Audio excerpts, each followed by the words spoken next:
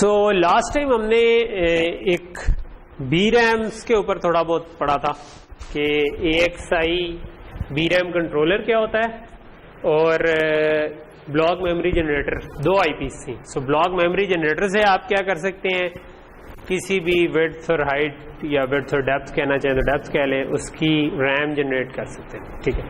और हमने block RAM के सिग्नल पढ़े कि भाई address, write enable, data in, data out, ये सिग्नल होते हैं। क्लॉक, रीसेट और इनेबल जो थे वो हमने स्किप कर दिए।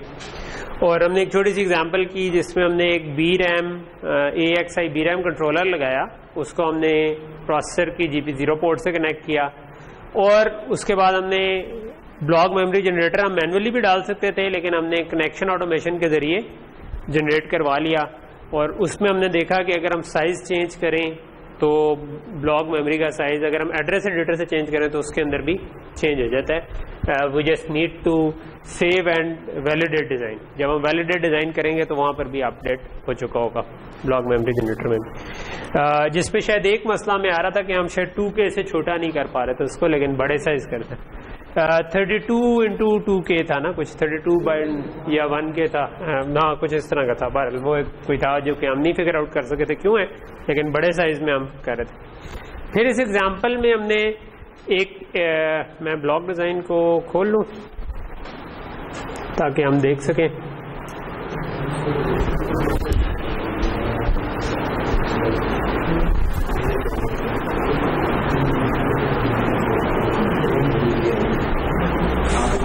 अच्छा,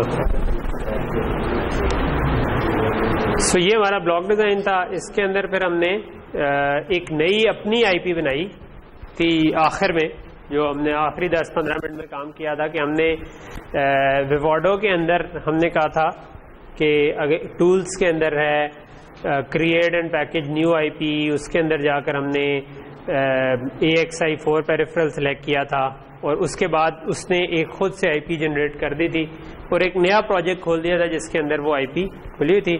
और हमने क्योंकि AXI 4 पेरिफेरल बनाया था तो बाय डिफॉल्ट उसके अंदर उसने 4 रजिस्टर सेलेक्ट किए होते हैं, तो वो 4 रजिस्टर्स पे रीड राइट हम कर सकते हैं। तो इस तरीके का डिजाइन था और हमने उस डिजाइन को मॉडिफाई किया। हमने वो आईपी खोली और उसके अंदर हमने 4 रजिस्टर को वो रीड राइट कर सकता था। जो चौथा रजिस्टर था उसको हमने इस तरीके कर दिया कि उसको एक फ्री रनिंग काउंटर से कनेक्ट कर दिया था। एंड पे हमने एक always at pos clock count is equal to count +1 किया और उस बजाय उस रजिस्टर को पढ़ने के, तो अब हमारा जो स्लेव रजिस्टर है इसके 4 स्लेव AXI पोर्ट है, इसके अंदर 4 रजिस्टर थे जो कि रीड राइटेबल थे 32-32 बिट के, लेकिन हमने इसको खत्म करके इधर हमने एक काउंटर को रीड पोर्ट से टाई कर दिया। ठीक है, जो कि हर क्लॉक साइकिल पे इंक्रीमेंट हुए जा रहा है। ठीक है, तो उसका कोई खास मकसद नहीं था, हमने कहा कि जस्ट चेक करते हैं ताकि जब हम उसको रन करके देखें तो जब भी हम इसको पढ़ेंगे हमें कोई नई वैल्यू मिलनी चाहिए, क्योंकि ये चली जा रहा है काउंटर, तो जो जब भी रीड करेंगे तो हमें ठीक है। पर हमने कहा था कि इसको हम क्रूडली यूज कर सकते हैं for timing measurements as well, लेकिन टाइमिंग का कोई दूसरा तरीका भी होगा। इनफैक्ट आज मेरा इरादा है कि हम टाइमिंग का भी तरीका कर लें। तो हमने इसको सेंसिस पे लगाया था और सेंसिस वाज टेकिंग टाइम, तो हमारी क्लास वहां पर खत्म हो गई थी। तो आज हम इसका सॉफ्टवेयर लिखने की कोशिश करते हैं। ये हमारा ब्लॉक डिजाइन है जिसके अंदर ये रजिस्टर है और ये जो बी रैम कंट्रोलर और बी रैम लगी हुई है और वो एक GP0 पोर्ट के साथ दोनों कनेक्टेड है। तो प्रोसेसर GP0 पोर्ट के थ्रू एक से इंटरकनेक्ट से कनेक्टेड है। एक से इंटरकनेक्ट जो है वो बी रैम के साथ भी बात कर सकता है और इन 4 रजिस्टर्स वाली जो हमारा कस्टम AXI पेरिफेरल है जिसके अंदर हमने और कोई खास काम नहीं किया, सिर्फ एक काउंटर लगा दिया। इसको डेमोन्स्ट्रेट करने का मकसद ये था कि आपने अगर खुद से RTL लिखनी हो, खुद से कुछ लिखना हो, तो आप इस तरह का एक कस्टम पेरिफेरल बना सकते हैं और उसको फिर जाकर आप चेंज करते रहें तो आपकी उसके अंदर जो मर्जी लॉजिक बना दें। ठीक है, तो वो लॉजिक काम करती रहेगी, वो प्रोसेसर की तरफ से राइटेबल होगा बिकॉज ये AXI को सपोर्ट कर रहा है, और अगर कोई और काम करना है तो आप उसके अंदर करते रहें।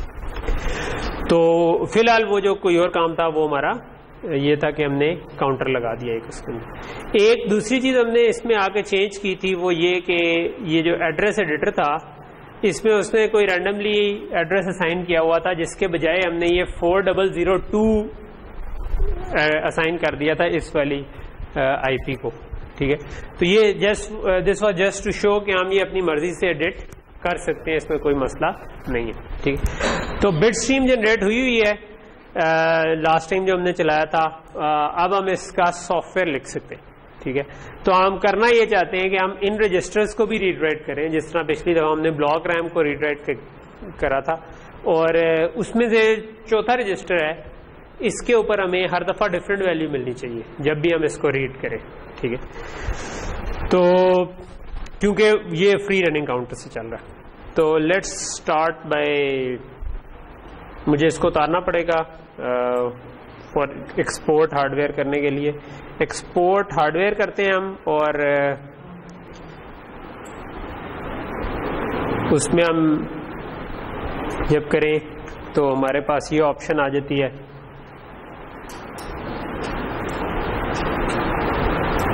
हो जाए यार, फॉर सम रीजन ये नहीं हो रहा।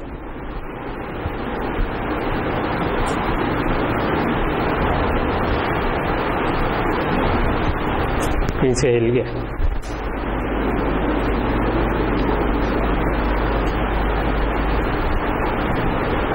आया कोई? हो गया। सो एक्सपोर्ट हार्डवेयर करें तो हमने इंक्लूड बिट स्ट्रीम को चेक किया और ओके कर दिया। वहां पे पहले से मौजूद थी, बट मैंने उसको ओवरराइड कर दिया क्योंकि मैं इससे पहले सॉफ्टवेयर थोड़ा सा टेस्ट कर रहा था। और फिर उसके बाद हम इसके अंदर एक और ऑप्शन होती है लॉन्च एसडीके की। एसडीके आप इंडिपेंडेंटली भी लॉन्च कर सकते हैं, ठीक है, जरूरी नहीं है, लेकिन क्योंकि हमने इस प्रोजेक्ट के लिए किया है तो हम प्रेफरेबली इधर से लॉन्च करेंगे। तो मैं इसको एक दफा फिर उतारता हूं और लॉन्च एसडीके को क्लिक कर देता हूं और इसको फिर लगा देता हूं। ओके, सो ये ऑप्शन आ गई लोकल टू प्रोजेक्ट, क्योंकि हमारे प्रोजेक्ट लोकल है। लोकल का मतलब मैंने आपको बताया हुआ है कि जो हमारे प्रोजेक्ट की डायरेक्टरी थी उसके अंदर एक एसडीके का फोल्डर है जिसके अंदर हमारे प्रोजेक्ट्स बने पड़े, ठीक है। तो अब हमारा ये लॉन्च होगा, वो हम देख भी सकते हैं। लेट मी शो यू कि वो जो फोल्डर्स बनते हैं वो कहाँ हैं। हमारे पास DSD में ये हमारी एग्जांपल थी, तो इसमें ये जो .sdk का फोल्डर है असल में लोकल टू प्रोजेक्ट का मतलब होता है कि वो इसके अंदर प्रोजेक्ट बनाए, ठीक है। तो ये जो सॉफ्टवेयर वाला प्रोजेक्ट है वो इसके अंदर बनेगा, ठीक है। और ओके, ये ओके, हमारी एसडीके उतनी देर खुल रही है।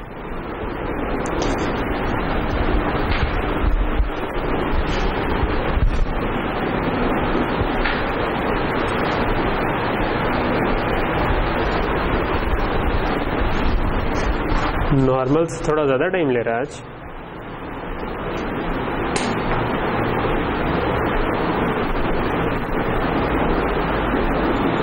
आज मेरे काफी कुछ खुला हुआ है ना, क्वार्टर्स भी खुला हुआ है। अच्छा जी, कहाँ गया हमारा, गायब हो गया या ओके। सो इसके अंदर हमने पहले BRAM टेस्ट जो लास्ट टाइम लिखा था ये वो पड़ा हुआ है, और हम एक नया प्रोजेक्ट बना सकते हैं। बाय डिफॉल्ट जब भी हार्डवेयर में चेंज होती है ना, जिस तरह अभी हमने एक्सपोर्ट हार्डवेयर करके लॉन्च एसडीके की, तो उसका फायदा ये है कि ये खुद से अपडेट कर लेता है चीज़ों को, ठीक है। तो नॉर्मली हमें ये जो हार्डवेयर प्लेटफॉर्म है ना ये इसको अपडेट कर देता है, ठीक है। तो हमें और कुछ नहीं करना पड़ता अमूमन। और बाज़ का हमें ये करना पड़ता है कि हम जो लेट से हमारी BRAM वाली एग्जांपल थी उसके लिए हम ये कर सकते हैं कि इसके रीजनरेट बोर्ड सपोर्ट पैकेज कर दें, ठीक है। सो ये रीजनरेट BSP सोर्सेज करेंगे तो वो BSP को भी रीजनरेट कर देगा, क्योंकि हो सकता है कि मैंने कोई नई चीज़ ऐड की हो, जिस तरह मैंने अभी ये XI पेरिफेरल ऐड किया, उसके नए एड्रेसेस हैं, तो मैं चाहूँगा कि बोर्ड सपोर्ट पैकेज के अंदर उन सब के डिफाइंस वगैरह होते हैं, तो वो सारे के सारे अपडेट होते हैं। लेकिन मैं उसको लेट से चेंज नहीं करना चाह रहा, मैं इस वक्त एक वैसे भी नया ही प्रोजेक्ट बनाना चाह रहा हूँ। सो मैं कहता हूँ कि न्यू एप्लीकेशन प्रोजेक्ट, न्यू में क्योंकि बोर्ड सपोर्ट पैकेज भी दोबारा जनरेट होगा तो उसमें कोई प्रॉब्लम नहीं है। तो मैं कहता हूँ कि लेट से AXI स्लेव टेस्ट कुछ कहते हैं, या रेजिस नाम रखा था हमने, AXI रेजिस टेस्ट कहता हूँ मैं, ठीक है। और हेलो वर्ल्ड फिनिश।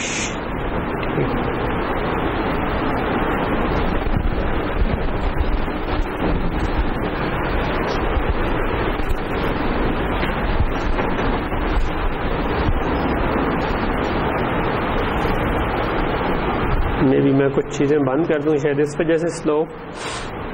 ये मैं कोर प्रोजेक्ट पे काम कर रहा था तो उसमें वो क्वार्टर्स में है।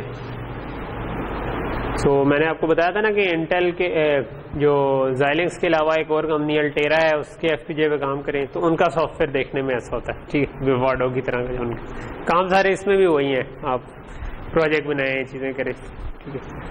तो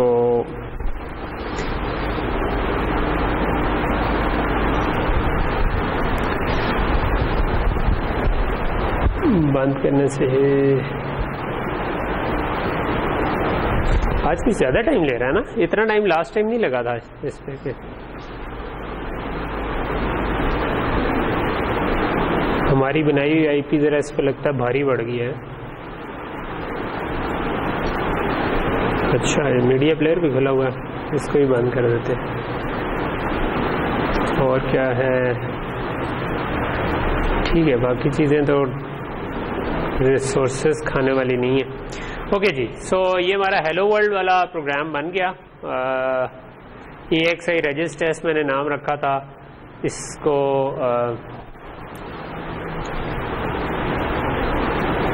ये हमारी हेलो वर्ल्ड वाली एप्लीकेशन इसकी खुल गई और ये हेलो वर्ल्ड प्रिंट करवा रहा होगा, क्योंकि अभी हम 3-4 दफ़ा ये करके देख चुके हैं तो मोस्ट प्रॉब्ली हमारा ख्याल है कि ठीक ही होगा।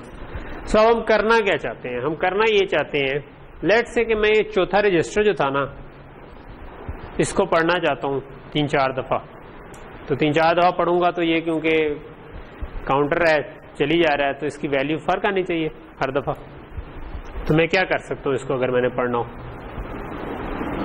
ये लास्ट टाइम भी हमने किया था, ब्लॉक रैम से पढ़ा था, याद है? भूल गया? मुझे पता है कि मेमोरी का क्या एड्रेस पे पड़ा है, तो अगर मुझे मेमोरी का एड्रेस पता हो, बेयर मेटल एप्लीकेशन है तो जो एड्रेस है वो वहीं पे पड़ा है, यानी कोई वर्चुअल एड्रेस नहीं है, फिजिकली वही एड्रेस है, तो मैं क्या कर सकता हूँ? मैं कह रहा हूँ कि मैं सबसे पहले अगर मैंने इस एड्रेस को एक्सेस करना है तो मुझे क्या करना पड़ेगा? सी में क्या करना पड़ेगा? सी में एक पॉइंटर बनाना पड़ेगा। और वो क्योंकि मैं लेट से अनसाइंड इंट पॉइंटर बना देता हूँ, मैं उसे कहता हूँ कि अनसाइंड इंट टाइप की चीज़ है, और काउंटर या काउंट पॉइंटर कह दूँ, या बल्कि मैं इसको नाम देता हूँ EXI रेजिस पॉइंटर, ठीक है, क्योंकि मेरे पास 4 EXI रेजिस हैं जिनको मैं देख सकता हूँ। तो इसकी क्या वैल्यू होगी? उसका एड्रेस क्या था, वो कहाँ से आएगा? एड्रेस एडिटर से भी हमें पता चल जाएगा। यहाँ पर हमने 4002 और 4 zeros दिए थे, ठीक है। सो मैं इधर कह सकता हूँ 0x4002 1 2 3 4।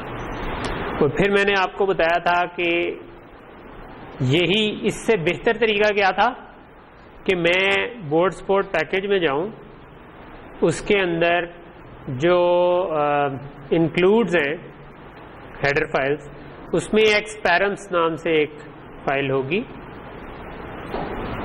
उसके अंदर भी यही एड्रेस लिखा होगा। उसको यूज करने का क्या फायदा है बजाय ये फिक्स एड्रेस देने के? अगर हम हार्डवेयर में कोई चेंज करते हैं तो ये फाइल ऑटोमेटिकली अपडेट हो जाएगी। अगर मैंने एड्रेस एडिटर में जाके एड्रेस चेंज किया तो ये चेंज होगी, लेकिन इसमें इस डिफाइन का एड्रेस सेम रहेगा, ठीक है। सो यहाँ पर आप देखें ना कि EXI रेजिस बेस एड्रेस लिखा हुआ है, ठीक है, और इसकी वैल्यू क्या है? 402, वही वैल्यू है। सो ये जो डिफाइन है इसको मैं अगर यूज कर लूँ अपने पास, ये बाय डिफॉल्ट क्योंकि हमने ऊपर platform.h इंक्लूड हुई है, उसके अंदर ये ऑलरेडी आपकी ये वाली एक्सपेरम्स इंक्लूड हुई होती है मोस्ट प्रॉब्ली, क्योंकि लास्ट टाइम हमें इस पे एरर नहीं आया था। अगर एरर आ रहा होता तो हम इधर इंक्लूड कर देते #include experiments.h, तो वो क्योंकि बोर्ड सपोर्ट पैकेज का पास तो ये हो जाएगा। और अब मैं क्या कर सकता हूं, अब मैं लेट से कि चारों रजिस्टर पे क्या पड़ा है वो प्रिंट करवाना चाहता हूं। अभी मैंने कुछ लिखवाया नहीं, लेट्स सी बाय डिफॉल्ट क्या पड़ा हुआ है। सो मैं कर सकता हूं for int i is equal to 0, i less than, चलो मैं इसको 4 ये भी कर देता हूं, लेकिन मैं बाद में चला आपको। और हमने कहा था कि प्रिंट के लिए क्या यूज होगा, Xilinx printf zil underscore printf, और उधर मैं वैल्यू लिख सकता हूं axi reg %d is equal to %d। इसको मैं भी ये बड़ा करता है, हाँ मेरा कुछ नजर तो आए। और उसके बाद /r/n या /n/r जो भी कर दे। और इसके बाद मैं i को भी, क्योंकि इंडेक्स भी मैं साथ देखना चाह रहा हूँ कि इस इंडेक्स पे, और जो उसकी वैल्यू है वो भी देखना चाह रहा हूँ। और वैल्यू कैसे मैं लिखूंगा, axi रजिस पॉइंटर आगे क्या करूंगा, स्क्वायर ब्रैकेट्स में i डाल दूंगा। सो जब स्क्वायर ब्रैकेट्स में i डालते हैं तो ये पॉइंटर अगली वैल्यू पे ith इंडेक्स पे उसका चला जाएगा, ठीक है। सो ये हमें पढ़ के बता देगा कि उन 4 जगहों पे क्या है। अब हम क्या एक्सपेक्ट कर रहे हैं कि अगर रजिस्टर बाय डिफॉल्ट 0 से इनिशियलाइज हुए थे तो उनके अंदर 0 पड़ा होगा, लेकिन जो तीसरा रजिस्टर है 0 1 2 3 के हिसाब से, यानी असल में चौथा रजिस्टर, उस पे कोई भी रैंडम सी वैल्यू होनी चाहिए, क्योंकि काउंटर नीचे चल रहा है और काउंटर किसी ना किसी वैल्यू पे पहुंच चुका होगा। सो वहां पर मैं नॉन जीरो उसको एक्सपेक्ट कर रहा हूँ। सो इसको चलाने के लिए मैं FPGA को कनेक्ट कर देता हूँ। कामरान, आप कल भी FPGA की कनेक्शन टाइम पे भाग गए थे। चलें, क्योंकि ये हमने बार बार किया हुआ है तो कि इसकी कनेक्शन देना is not a difficult part. तो बोर्ड के ऊपर हमारे पास एक UART प्रोग्रामिंग केबल है, ये आप लैब्स में बार बार कर चुके हैं। उसके साथ USB कनेक्ट की और दूसरी तरफ मेरे पास लैपटॉप की किसी भी USB पोर्ट के साथ कनेक्ट किया और फिर इसको ऑन कर दिया। ऑन किया तो अभी बाय डिफॉल्ट डन की LED नहीं जली हुई, क्योंकि ये रेड LED है, वो ग्रीन LED तब जलेगी जब मैं प्रोग्राम करूँगा। सो मैं इधर से FPGA को प्रोग्राम कर देता हूँ। प्रोग्राम किया, जो टॉप पे हमारे पास प्रोग्राम FPGA का बटन था, तो हमारी जैसे ही कंप्लीट हुई तो ग्रीन LED हमारे पास ऑन होगी। ओके, सो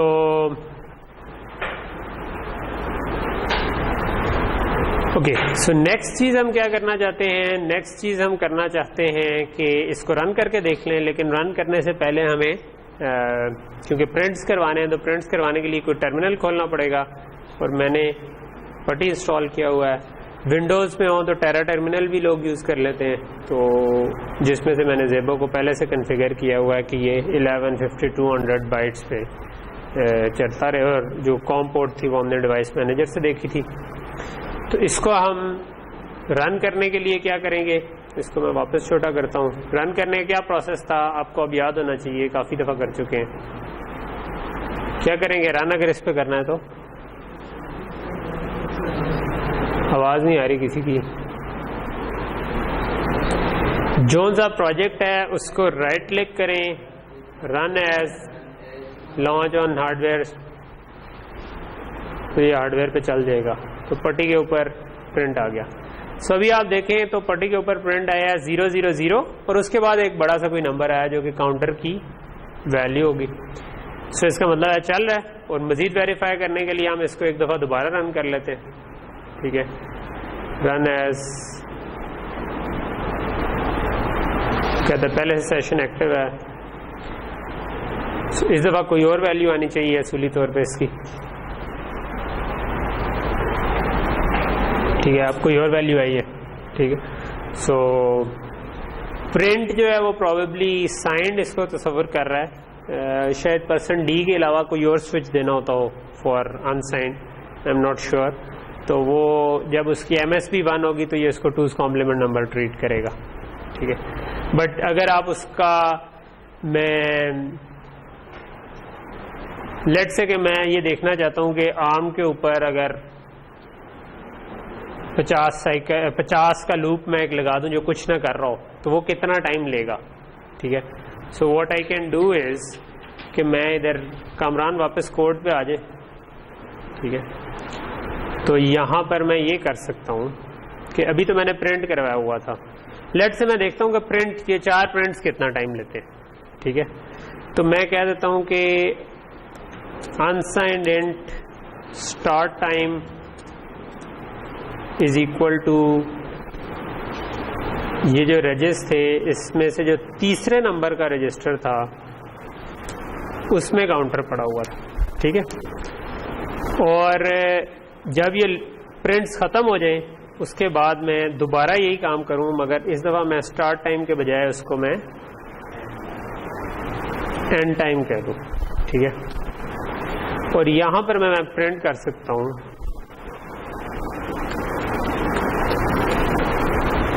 कि नंबर ऑफ साइकिल्स ये तो निकलेंगे हमारे पास। ठीक है, सो मैं इसका number of cycles is equal to %d, और इसके अंदर मैं ये कर सकता हूं कि यहां पे मैं and time minus start time कर दूं। यही नाम रखे थे मैंने। ठीक है, सो आखिर में जो साइकिल्स का काउंट था और जो पहले था, ऑब्वियसली इसमें ऐसा केस आ सकता है कि वो 32 बिट पे रैप राउंड हो गया हो तो बाद वाला छोटा और पहला वाला बड़ा आ गया हो, लेकिन ऐसा केस एक दफा ही कभी आएगा, तो मोस्ट प्रॉब्ली अभी रन करेंगे तो वो नहीं आ रहा होगा, तो हमें इसका डिफरेंस आ जाएगा। अदरवाइज हम उस पर चेक लगा सकते हैं कि अगर एंड टाइम छोटा है और स्टार्ट टाइम बड़ा है तो जो नेगेटिव में वैल्यू आई है उस वैल्यू को प्रोबेबली हम 2⁻32 से माइनस कर दें तो हमारे पास शायद वो आ जाएगा कि वो घूम के कितना आया था। ठीक है, या लेकिन एनीवे ये अभी क्रूड सी मैयर हो सकती है। तो ट्राई करें इसको। मेरा ख्याल है /n/r डालना मैं भूल गया हूँ। सो लेट्स ट्राई दिस नाउ। इसको दोबारा करते हैं हम।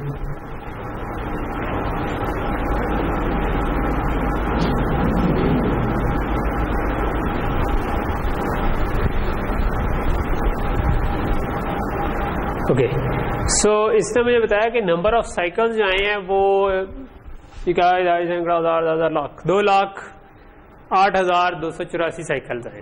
ठीक है, सो 2,08,284 साइकिल्स का क्या मतलब है, कितना टाइम लगा इन प्रिंट्स में, ये आप अगर आपने बताना कैसे बताएंगे? क्योंकि ये हमें पीरियड पता हो अगर, तो ये तो है नंबर ऑफ साइकिल्स, तो हम इसको पीरियड से मल्टीप्लाई कर देंगे और पीरियड कितना होगा 1/f से निकल आएगा कि जो भी फ्रीक्वेंसी थी। और फ्रीक्वेंसी कितनी है? आवाज नहीं आ रही थी।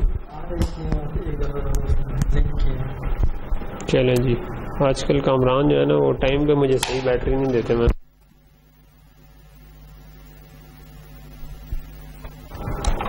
टेंशन तो नहीं है कामरान तुझे? बोल जाना।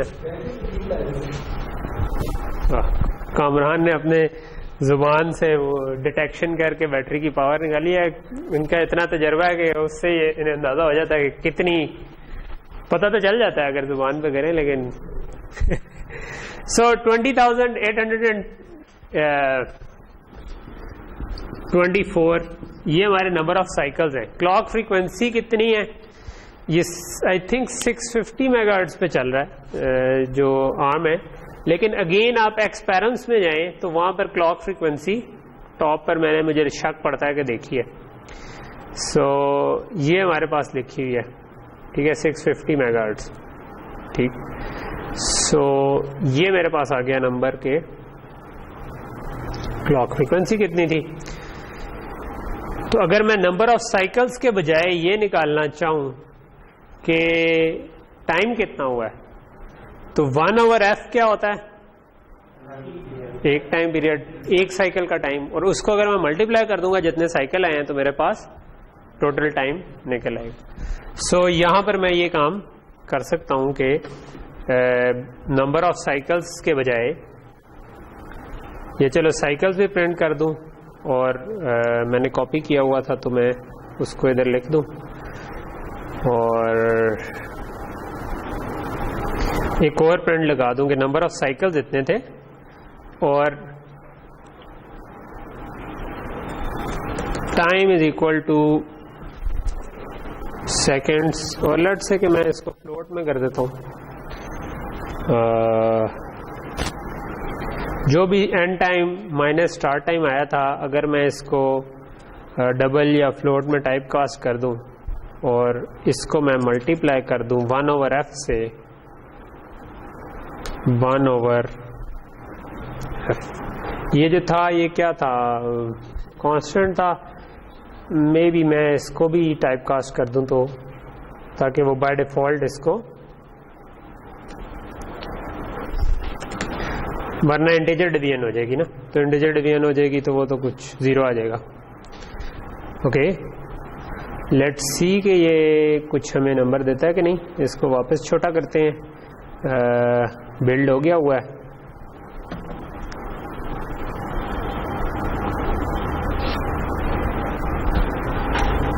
और मैं इसको चला देता हूँ, ठीक है।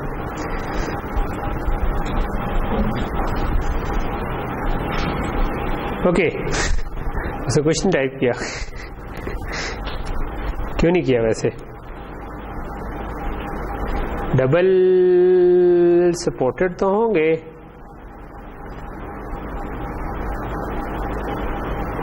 इसको मैंने डबल में टाइप कास्ट किया।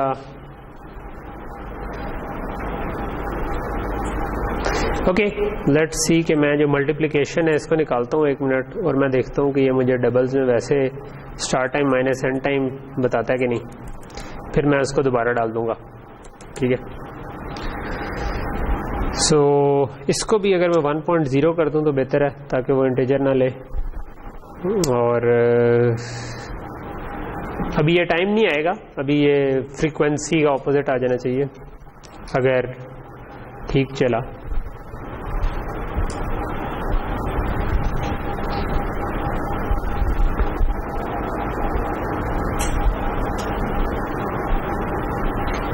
%f के साथ तो नहीं है इसको कोई मसला। ओके, %f के साथ तो नहीं है मसला।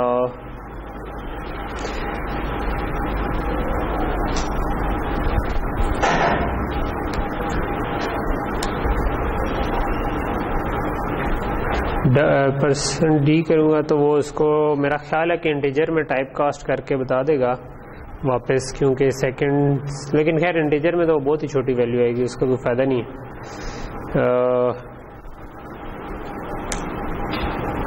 %f चलना चाहिए वैसे।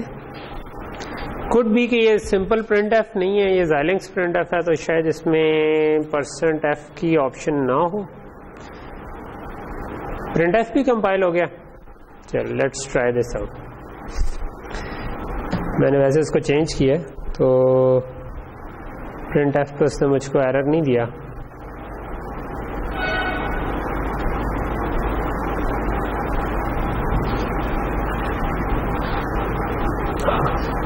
तो प्रॉब्ली जिल printf के अंदर जो है ना फ्लोट का कोई इशू है। ऑल्दो इसको 0 आना नहीं चाहिए था, क्योंकि मैंने नीचे भी टाइप कास्ट किया है, ऊपर भी टाइप कास्ट किया है, तो इट शुड, हाँ 0, क्योंकि कितने जीरोज हैं, 1 2, हाँ ये इट कुड बी बिकॉज आपके पास कहते हैं जो प्रिंट करने के लिए हमने जितने डिजिट्स रखे हुए हैं उनमें पूरा ना आ रहा हो, क्योंकि 650 मेगाहर्ट्ज है, तो ये इट वुड बी अराउंड, मेरा ख्याल है कि ये 2 नैनो सेकेंड से कुछ कम होगा, कुछ 1.5 नैनो सेकेंड या कुछ इस तरह का होगा, तो वो उतने ज़ीरो आएंगे, ठीक है। नैनो है तो 10⁻9 है, तो वो 9 ज़ीरो आएंगे, तो ये शायद है ठीक ही। मैं इसको मल्टीप्लाई कर देता हूँ विद कि मैंने डबल में टाइप कास्ट किया हो start time minus and time minus start time को, तो and what I can do is कि मैं बजाय सेकंड के क्योंकि ये बहुत छोटा नंबर होगा तो शायद ये भी ना आए, मैं मिली सेकेंड में प्रिंट कर दूं, ठीक है। सो जो सेकेंड्स हैं उनको अगर मैं 10⁻⁶ से इस पूरी चीज को मल्टीप्लाई कर दूंगा तो वो मेरे पास इसको अगर मैं 1000 से मल्टीप्लाई कर दूंगा तो मेरे पास मिली सेकेंड आ जाने चाहिए, ठीक है। ये सेकेंड है ना, तो मिली सेकेंड उनसे 1000 टाइम ज्यादा होंगे, ठीक है। सो let's try this out.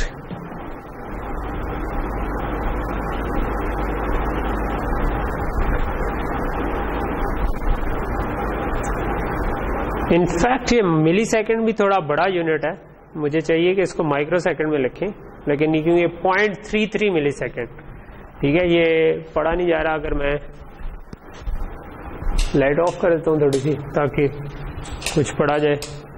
Kamran आप जूम इन कर सकते हैं कि अगर आपको ये चीज, तो ये 0.334 मिली सेकेंड है, which is actually quite large a number, क्योंकि मतलब 1650 मेगाहर्ट्ज पे एक क्लॉक साइकिल वाज, मैं आपको बता रहा हूँ वो कुछ नैनो सेकेंड में था, तो ये प्रिंट करने में काफी सारा उसको टाइम जाया हुआ है, ठीक है। लेट्स से कि मैं प्रिंट के बजाय जो 4 दफा प्रिंट करने में इतना लगा, मैं कहता हूं कि मैं ना सिर्फ 4 दफा अगर लूप चले तो उस पर कितना टाइम लगता है, और मैं इसको कमेंट कर देता हूं। मैंने उसके आगे सेमीकोलन डाल दिया, इसका मतलब बस 4 दफा ये लूप चल रहा है, ठीक है। लेट्स से कि मैं 4 दफा नहीं कहता, मैं कहता हूं 1000 का लूप चले, तक 4 मुझे लगता है बहुत ही जल्दी से हो जाएगा।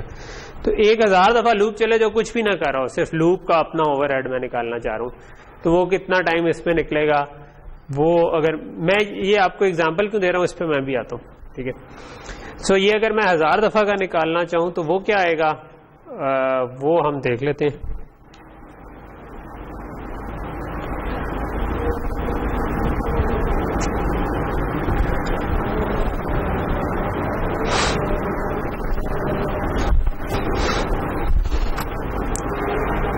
अच्छा ये चल गया, तो ये देखें ये 0.0019 मिली सेकेंड आया है, विच इज 1.9 माइक्रो सेकेंड, ठीक है। सो इसका मतलब है कि 4 दफा अगर हमारा लूप सिर्फ चलता है तो तकरीबन जो अच्छा एक इसमें एक और रोला भी है, वो ये है कि हमने ये कंप्यूटेशन गलत की हुई है। हमने किस क्लॉक से कंप्यूट किया है जिसपे आर्म चल रहा है। असल में जो हमने काउंटर बनाया था वो हमने आर्म वाले क्लॉक पे नहीं बनाया था, वो एक और क्लॉक था। अगर हम आपको याद हो कि डायग्राम में जो इसको क्लॉक आ रहा है वो यहां से निकल रहा है, जिंक की आउटपुट है वो, ठीक है, एफ क्लॉक 0, और ये हमने सेट किया था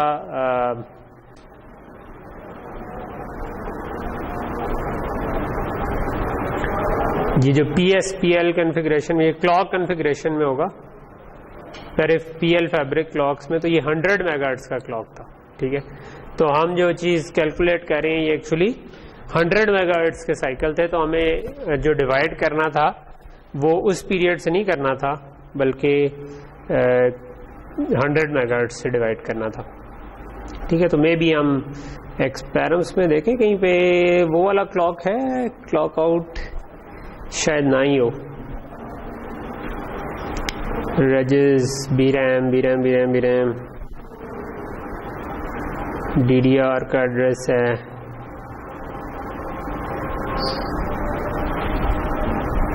वैसे कहीं पे कमेंट में क्लॉक हो शायद, अच्छा क्लॉक ही नहीं है, तो ये इसमें आया तो था क्लॉक का लफ्ज नहीं, शुरू में जो था CLK लिखा हुआ था। तो लेट्स सी के CLK दोबारा आया कहीं पे, ये कहीं पे, अच्छा नहीं, ये तो ये हो रहा है, ये इथरनेट का है।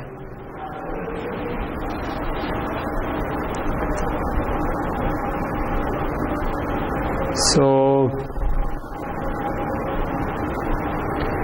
ये SPI का है जो फ्लैश होती है, ये कोई और है, SD कार्ड का है मेरा ख्याल है,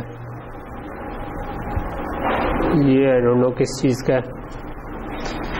खैर हमें इसके अंदर मेरा ख्याल है कि 100 मेगाहर्ट्ज का पूरा नहीं नज़र आ रहा, अभी तक तो नहीं आया। नहीं नज़र आया तो हम कोई बात नहीं, हम उधर फिक्स वैल्यू दे देते हैं, ठीक है। नहीं ये आ गया, ठीक है। ये वैसे यूआर्ट का है, चलो हम फिर इसको नहीं यूज़ करते क्योंकि यूआर्ट का भी दूसरा हो सकता है, तो क्लॉक आउट था। तो जनरली बेहतर है कि ऐसी जगहों पे फिर हम फिक्स वैल्यू दे सकते हैं। यहाँ पर 100 मेगाहर्ट्ज का मतलब 100 और 1 2 3 4 5 6, ठीक है। मैंने 6 सिफर लगा दिया और उसके आगे 2 सिफर लगा के 1 लिख दिया, तो अब जो नंबर आएंगे वो ज़्यादा सही होंगे।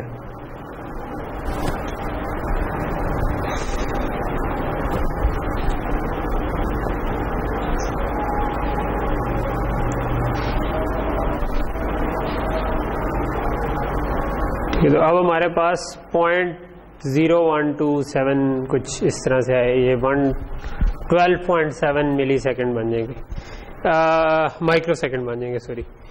तो ये भी वैसे मेरा ख्याल है कि एक्चुअल में इससे कम में शायद हो जाएगा। इसके अंदर वो वाला टाइम भी शामिल है जो AXI रीड करने के लिए लगा, ठीक है। अच्छा, इस एग्जाम्पल का मकसद ये नहीं था कि हम कोई टाइमर बनाए, ठीक है। इस एग्जाम्पल का मकसद ये था कि जस्ट टू शो यू कि RTL वाला फ्लो हमने देख लिया था, ब्लॉक डिजाइन वाला फ्लो भी हमने देख लिया था। तो अब हमने ये किया था लास्ट क्लास में कि हमने एक अपना पेरिफेरल बनाया जिसमें हमने RTL लिखी और फिर उसको एज एन IP इसके अंदर ब्लॉक डिजाइन में यूज कर लिया। तो इसका मतलब अब आप दोनों को मर्ज कर सकते हैं, ठीक है। इसमें हमने AXI पेरिफेरल बनाया, जरूरी नहीं है कि आप AXI पेरिफेरल ही बनाएं, आप किसी भी प्रोजेक्ट को पैकेज कर सकते हैं एज एन IP, ठीक है। और वो आप उसको एज एन IP पैकेज कर लेंगे तो आप उसको यूज करते हैं। मिसाल के तौर पर आपने कोई FIFO बनाया, अब उस FIFO को आप पैकेज कर लें एज एन IP, तो वो एज एन IP ब्लॉक आ जाएगा, आप उसको जोड़ सकते हैं, उसकी पिन जिस चीज से भी जोड़नी हो। तो मकसद वो था। तो ये काउंटर तो हमने इसलिए लगा दिया ताकि हम जस्ट उसमें ये वेरीफाई कर सकें कि हमने जो चेंज की थी वो चेंज चल रही है या नहीं चल रही। अगर आपने असल में काउंट करना हो, क्योंकि मैंने आपको ये चीज बताई थी कि हमारा जो टिपिकल फ्लो है जिंक के डिजाइन का, वो ये है कि हम सबसे पहले प्रोसेसर के ऊपर अपने सर्किट को इम्प्लीमेंट C में ही कर देते हैं और फिर हम कैलकुलेट करते हैं कौन सी चीज कितना टाइम ले रही है। तो अभी जिस तरह मैंने कैलकुलेट किया कि मैंने स्टार्ट और एंड पे देख लिया कि काउंट की क्या वैल्यू है, तो उससे मुझे टाइम की वैल्यू आ गई, ठीक है। तो वो ये इस तरीके से हम काउंट कर सकते हैं कितने साइकिल किस किस चीज़ पे लग रहे हैं और उसको हम कन्वर्ट कर दें। और इट वुड बी बेटर कि हम इसके बजाय कोई फंक्शन लिख दें जो कि ये काम कर रहा हो, बजाय ये कि हर प्रिंट एफ के साथ हमें ये लगाना पड़े। लेकिन हमें मार्कर्स लगाने पड़ेंगे कि इस टाइम से लेकर इस टाइम तक, इस टाइम से लेकर इस टाइम तक, तो वो करना। नॉर्मली इस किस्म की चीज अगर टाइमर जो, क्योंकि आर्म को हम यूज करें तो आर्म के अंदर ऑलरेडी टाइमर होगा, ठीक है। और वो हम कहां से चेक कर सकते हैं, वो हम अगर इन्हीं इंक्लूड्स में बोर्ड स्पोर्ट पैकेज में जाए ना, तो यहां पर आपको इंक्लूड्स में कहीं ना कहीं पे कोई टाइम वाली चीज भी नजर आ जाएगी। कोई नजर आ रही है टाइम वाली चीज? JK एलिमेंट,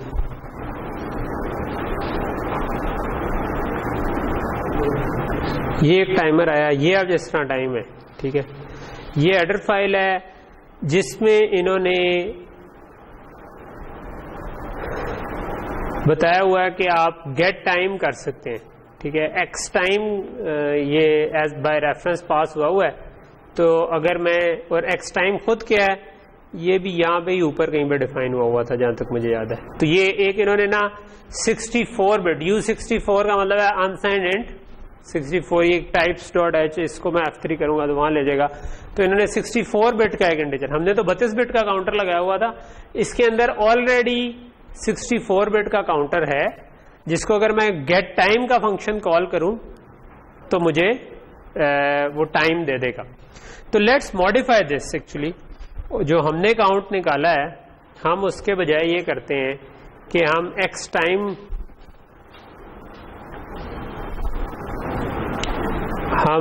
हमने जो स्टार्ट टाइम बनाया था इसको मैं बड़ा करता हूं। तो हमने जो स्टार्ट टाइम और एंड टाइम बनाए थे वो कहाँ गए वैसे? हाँ, ये एंड टाइम है और वो स्टार्ट टाइम है। तो मैं इसको अनसाइंड एंड के बजाय 64 बिट का एंड, जो कि एक्स टाइम टाइप की चीज थी, वो बना देता हूँ, ठीक है। और एंड टाइम को भी मैं यही बना देता हूँ। और बजाय मैं इस रजिस्टर से पढ़ने के, मैंने जो हेडर फाइल में फंक्शन देखा था कि टाइम अगर आपने गेट करना है, तो आई थिंक ये सिंपल काउंटर है। मैंने कल कोई आंसर रिकॉर्ड ऐसा देखा था जिसमें एज अ काउंटर ही था, तो मोस्ट प्रॉब्ली आई थिंक ये काउंटर ही है। सो मैं ये जो स्टार्ट टाइम है, ये इसको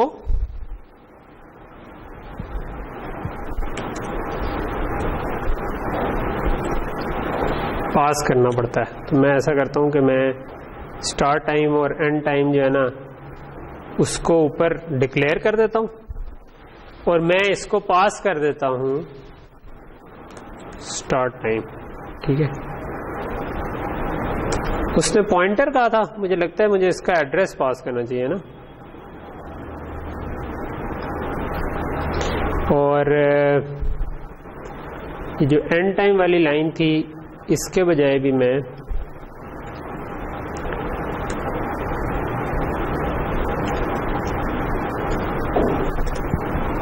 ठीक है। तो मैंने किया क्या, अभी वो मुझे एरर दे रहा है, लेकिन मैंने एक्स टाइम की ऑब्जेक्ट बनाई, स्टार्ट टाइम और एंड टाइम, और बजाय ये कि मैं उस रजिस्टर को पढ़ता, इन्होंने जो फंक्शन दिया हुआ था टाइम गेट करने का, मैंने गेट टाइम कॉल कर लिया और उससे स्टार्ट टाइम मेजर कर लिया और एंड टाइम के लिए भी दोबारा गेट टाइम कर लिया।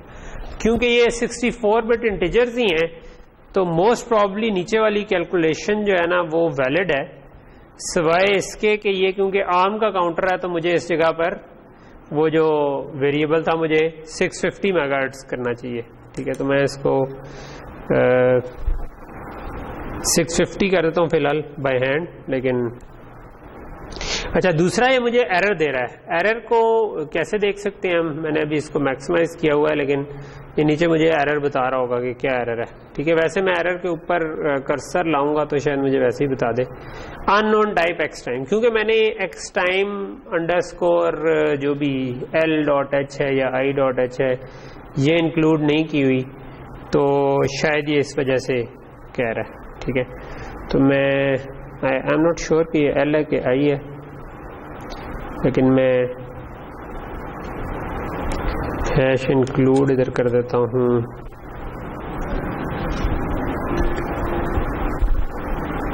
X time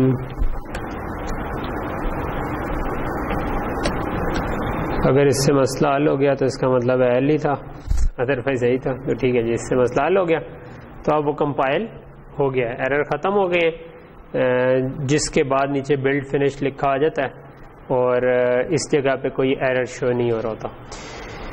so let's try to run this thing और देखते हैं कि हमें पट्टी क्या कहता है।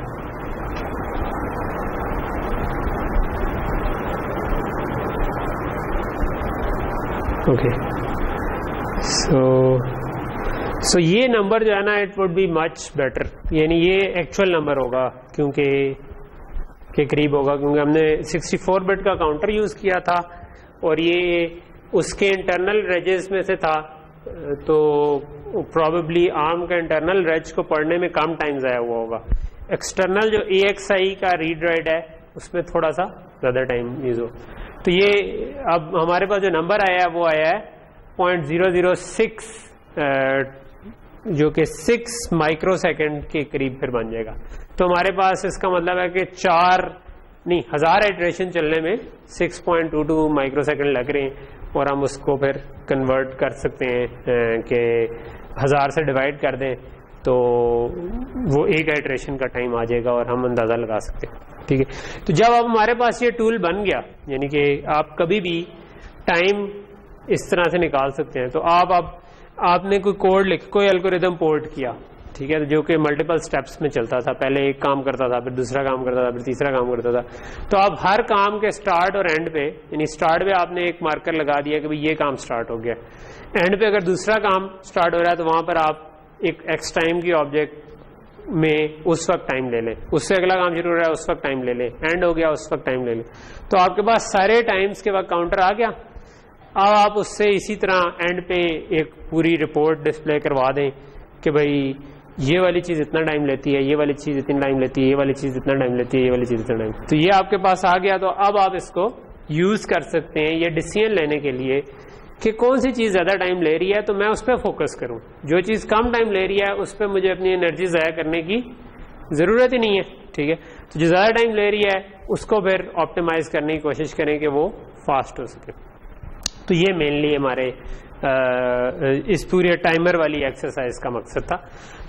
जो दूसरा वाला जो हमने क्रूड सा अपना टाइमर बनाया था वो कई दफा यूज हो जाता है जब आपके पास ये तो हम जिंक एफपीजीए पढ़े हैं ना, लेकिन अगर जिंक तो एक सीरीज है, इसके अलावा जो नॉर्मल एफपीजीए होते हैं उनके अंदर प्रोसेसर बना बनाया नहीं होता। ठीक है, तो जब प्रोसेसर बना बनाया नहीं होता तो उसमें Xilinx के अगर आप एफपीजीए यूज करें तो उनके अंदर आप ना एक एफपीजीए के लॉजिक रिसोर्सेज यूज करके भी प्रोसेसर बना सकते हैं, जिसको वो कहते हैं माइक्रोब्लेज। ठीक है, तो जिस तरह हमने पीएस जिंक का प्रोसेसिंग सिस्टम की आईपी उसके अंदर डाली थी, अगर मैं उसको खोलूं डिजाइन को, अपने ब्लॉक डिजाइन को, तो इधर मैं अगर इंसर्ट करना चाहूं तो इसमें आपको एक माइक्रोब्लेज की भी आईपी नजर आ रही है।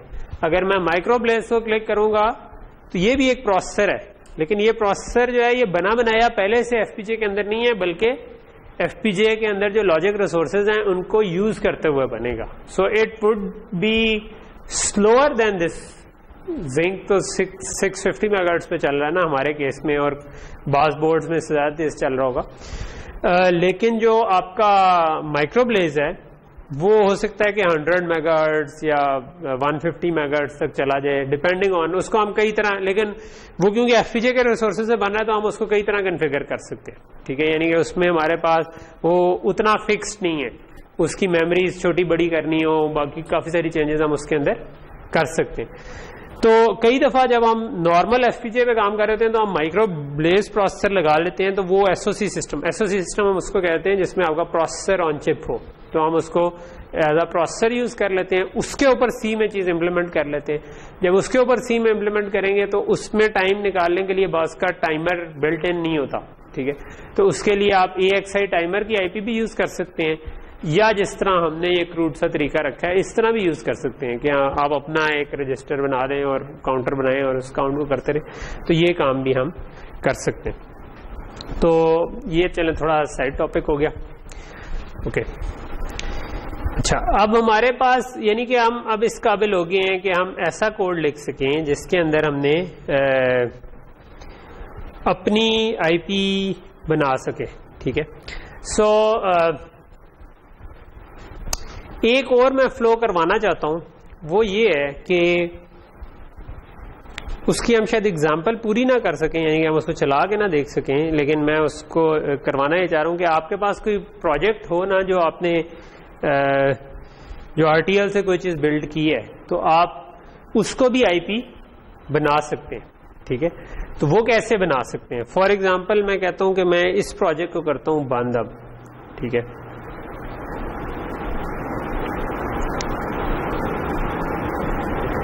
Okay, close project. हमने जो पहला किया था वो काउंटर था ना, बिल्कुल सिंपल सा काउंटर था। ठीक है, तो लेट्स से कि मैं उस काउंटर को एज एन आईपी पैकेज करना चाहता हूं। अगर होपफुली मुझे इसके अंदर ये नजर आ जाए, ये काउंटर था मेरा ख्याल है ना, सबसे पहला जो हमने बनाया था, जो कि इंक्रीमेंट और डिक्रीमेंट कर रहा था मोस्ट प्रॉब्ली, है ना। ठीक है, तो ऑल्दो हम इतने छोटे ब्लॉक को normally as an IP package करने की जरूरत नहीं होती, लेकिन मैं अगर इसको एज एन आईपी पैकेज करना चाहूं तो क्या करना होगा? ठीक है, तो ये हमारा काउंटर था जो कि सिंपल, जिसमें इंक्रीमेंट, डिक्रीमेंट और काउंट ये चीज़ें थी। और हमने क्या किया हुआ था कि अगर इंक्रीमेंट आ रहा हो तो इंक्रीमेंट हो जाए, डिक्रीमेंट आ रहा हो तो डिक्रीमेंट हो जाए, और काउंट आउटपुट पे हम निकाल रहे थे। ठीक है, सो यही जहाँ से हमने इसको क्रिएट एंड पैकेज आईपी किया था, वहाँ से हम क्रिएट एंड पैकेज आईपी कर सकते हैं। और वहाँ पर एक ऑप्शन है create your current package your current project. ठीक है, सो मैं अगर करंट प्रोजेक्ट को करूँगा तो वो इसको उठाकर पैकेज कर देगा। ठीक है,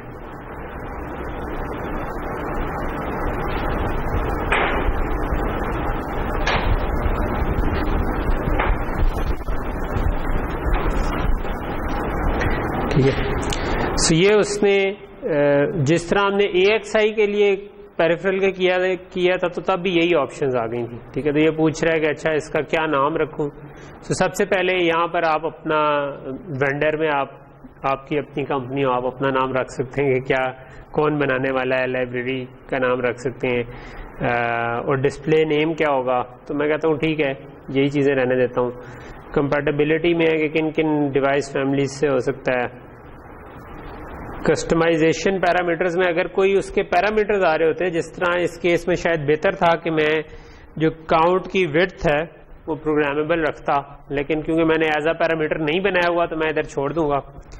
ठीक है, पोर्ट्स एंड इंटरफेसेस में आप देख रहे होंगे इसने खुद ही से देख लिया है कि इसके अंदर क्लॉक एंड रीसेट्स तो हैं, उसके अलावा इंक्रीमेंट, डिक्रीमेंट और काउंट है इसकी पोर्ट लिस्ट। तो यही इसकी पोर्ट लिस्ट थी। ठीक है, सो यहाँ पे कुछ मुझे मैसेज देने की कोशिश कर रहा है।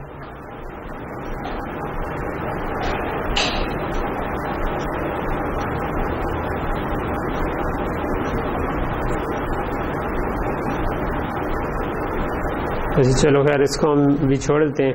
इसके अंदर कोई एड्रेसिंग नहीं है क्योंकि हमने कोई इसको AXI स्लेव नहीं बनाया। ठीक है, और कस्टमाइज अगर मैं GUI करूं इसकी, मैं इस पूरे को अगर बड़ा कर दूं तो मुझे ज़्यादा अच्छा नजर, तो ये मुझे बता रहा है कि ये मुझे नज़र कैसा आएगा। ठीक है, जब हम इसको एज एन IP कंपोनेंट करेंगे, ये इधर सही तरह से नज़र नहीं आ रहा क्योंकि इसने दो चीज़ों को कुछ फॉर सम रीज़न इतनी छोटी जगह पर कम रेजोल्यूशन के ऊपर ये पंगा कर रहा है। लेकिन बेसिकली ये आपको नज़र आ रहा होगा कि इधर क्लॉक, रीसेट, इंक्रीमेंट और डिक्रीमेंट ये इसकी पोर्ट्स है। ठीक है, और मैं इसको वापस ले जाता हूँ और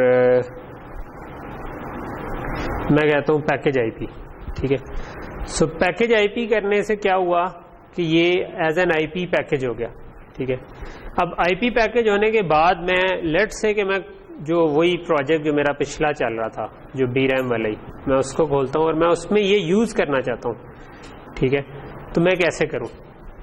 तो जो असल चीज़ है जो मैं जिस फ्लो से गुजारना चाह रहा हूँ कि मैंने अगर कोई RTL लिखी, उसको टेस्ट कर लिया कि वो ठीक चलती थी, तो मैं उस प्रोजेक्ट को एज एन IP पैकेज कर सकता हूँ जिस तरह मैंने किया।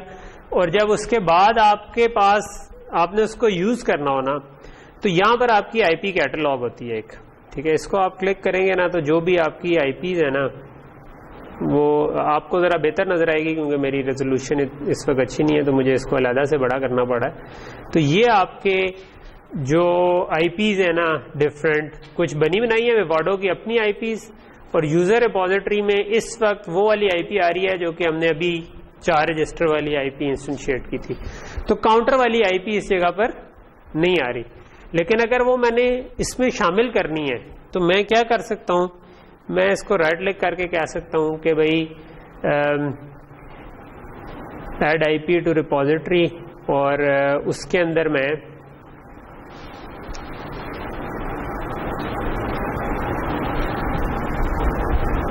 अगर ब्राउज करता जाऊं तो DSD के अंदर मेरे पास पड़ा हुआ था काउंटर। ठीक है, तो मैं लेट से काउंटर वाले प्रोजेक्ट को सिलेक्ट कर लेता हूं। ठीक है,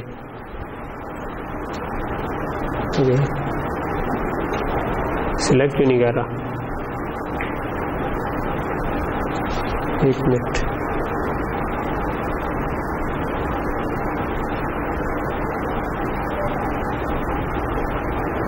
नहीं, एक मिनट, ऐड टू रिपोजिटरी करना था या add IP to add repository करना था, मे बी ऐड रिपोजिटरी, हाँ यहाँ था, सॉरी मैं गलत वाले टैब में चला गया। ऐड रिपोजिटरी के अंदर अगर मैं जाऊं और इसके अंदर मैं काउंटर को सिलेक्ट कर लूं तो ये खुद उस फोल्डर के अंदर जाकर ढूंढ लेगा कि काउंटर की आईपी किस जगह पड़ी हुई है, क्योंकि हमने उसको पैकेज किया हुआ था आईपी में, ठीक है। और ये इसके अंदर आपको आप यूजर रिपोजिटरी काउंटर वर्जन 1 आ रहा है, ठीक है। अब अगर मैं जो मेरा ब्लॉक डिजाइन था, यानी मुझे ब्लॉक डिजाइन में ये तब अवेलेबल होगी जिस वक्त मेरी आईपी कैटलॉग के अंदर ये चीज हो। आईपी कैटलॉग के अंदर विवाडो की जो डिफॉल्ट वाली हैं वो तो सारी की सारी होंगी, लेकिन अगर मैंने कोई अपनी आईपी बनाई है तो वो फिर मुझे इधर ऐड करनी पड़ेगी। पिछला जो रजिस्टर था, क्योंकि मैंने इसी प्रोजेक्ट के अंदर से खोला था तो उसने बाय डिफॉल्ट इसके अंदर खुद ही ऐड कर दिया। अगर वो ना किया होता, आपने किसी और जगह पे वो रजिस्टर यूज करना है, आप उसका पाथ दें, ठीक है, और वहां से ऐड हो जाएगी, ठीक है। अब अगर मैं इसको ब्लॉक डिजाइन में इंसर्ट करने की कोशिश करूं तो यहां पर मेरे पास वो काउंटर वर्जन 10 आ रहा है, ठीक है। और इसको मैं अगर इधर खोलूं तो ये मुझे इंक्रीमेंट, डिक्रीमेंट, काउंट, ये सारी चीजें दे रहे हैं, ठीक है। तो यहां तक चीज कुछ क्लियर होगी, ठीक है। अच्छा, ये बिल्कुल सिंपल सी एग्जांपल थी, बट बेसिकली स्टेप्स यही हैं, स्टेप्स आपको बता देगी। और अब आप इस काबिल हो गए, यानी कि इधर आके मैं अगर थोड़ा सा रिव्यू करूं तो हम किस काबिल हो गए, हम इस काबिल हो गए हैं कि हम ब्लॉक डिजाइन बेस्ड भी सोल्यूशन बना सकते हैं, हम आरटीएल लिख के भी डायरेक्टली भी चला सकते हैं, और आरटीएल जो बनाया उसको हम पैकेज करके एक आईपी भी बना सकते हैं। अगर आईपी बनाई हो तो फिर हम आईपी को यूज कर लेंगे इन आवर प्रोजेक्ट, और इस तरह से हम डिफरेंट छोटी छोटी चीजें जो हमें लगता है कि यूजफुल हो सकती हैं उनको एज एन आईपी बना सकते हैं, उनको यूज कर सकते हैं। जनरली अगर हम AXI कंप्लायंट आईपीज बना लें तो उनका ये फायदा होगा कि जो Xilinx है उनकी कोशिश ये है कि, क्योंकि अक्सर जो है ना चीज बनाने के बाद ना एक मसला हार्डवेयर डिजाइनर्स को ये होता है कि भाई एक बंदे ने बनाया, उसने इनपुट आउटपुट लेने का एक मैकेनिज्म रखा हुआ था, आपने कोई और इनपुट आउटपुट का मैकेनिज्म रखा था, तो अब आपको दरमियान में कोई ना लॉजिक बनानी पड़ती है कि यार ये तो कह रहा था कि मुझे इस तरह इनपुट दो, मैं इसको इस तरह इनपुट दे सकता हूं, तो कैसे कंट्रोल करें। तो वहां पर फिर ना ये वाले बस स्टैंडर्ड्स जो है ना ये काम आते हैं, जिस तरह AXI बस है। तो अगर आपने AXI बस से कंप्लायंट आईपी बनाई हुई है तो इसका मतलब है कि जो AXI अगर आप मास्टर हैं तो AXI टारगेट को एड्रेस कर सकेंगे, अगर आप टारगेट हैं तो आपके साथ कोई मास्टर बातचीत कर सकेगा, तो वो उनको आपस में जोड़ना इजी हो जाता है। तो स्टैंडर्डाइजेशन का ये फायदा होता है। ऑब्वियसली इसकी कॉस्ट भी है कि हो सकता है कि आपको इतनी कॉम्प्लेक्स चीज ना चाहिए हो, पूरी AXI का मेमोरी मैप या वो पूरा बनाने की जरूरत ना हो, तो लेकिन आपको बनाना पड़ जाए। लेकिन मोस्ट ऑफ द टाइम्स ये कॉस्ट इतनी ज्यादा नहीं होती। अगर वो आपको लग रहा है कि कॉस्ट ज्यादा है तो फिर आप इस किस्म की अपनी बस बना के उनको भी एक दूसरे से जोड़ सकते हैं। तो ये पूरा स्टेप अब आपको समझ आ गया। अच्छा, ठीक है। अब ये जो हमने लास्ट टाइम काम किया था, मैं इस काउंटर को तो निकालूं क्योंकि ये काउंटर तो मैंने सिर्फ आपको पैकेज आईपी के लिए बताया था। इसमें मैंने आपको एक चीज कही थी कि यार कि ना ब्लॉक रैम, हमने एक BRAM कंट्रोलर लगाया और आगे ब्लॉक रैम लगा दी, और मैंने आपको ये बात कही थी कि यार जो ब्लॉक रैम है ना वो खुद भी आपके और प्रोसेसर के दरमियान एज एन इंटरफेस काम कर सकती है ना, कि प्रोसेसर क्योंकि इस पर लिखवा सकता है, तो एक प्रोसेसर ये कर सकता है कि उसके ऊपर डाटा लिखवाए, उसके बाद आपके हार्डवेयर एक्सेलरेटर को कहेगा यार चल भाई शुरू हो जा, ठीक है, और आपने फिर जो भी इस रैम के अंदर डाटा है उसके ऊपर कुछ प्रोसेसिंग करें और उसका रिजल्ट जो है ना वो रैम में लेट से वापस लिखवा दे, ठीक है, या किसी जगह पे लिखवा दे। तो ऐसा करते हैं कि एक छोटी सी ऐसी एग्जांपल कर लेते हैं जिसमें ये complete end to end flow हमारा एक चला है, जिसमें प्रोसेसर लिखवाए ब्लॉक रैम में।